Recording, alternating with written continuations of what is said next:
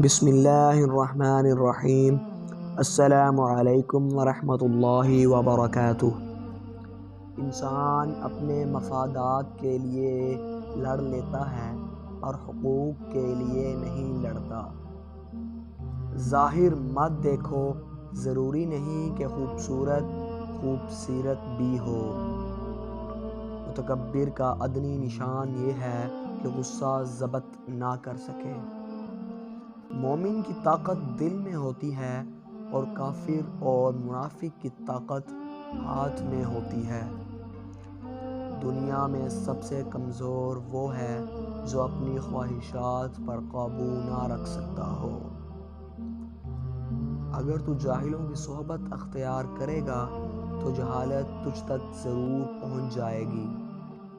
السلام علیکم کہنے سے انسان ترک کلام کے گناہ سے نکل جاتا ہے۔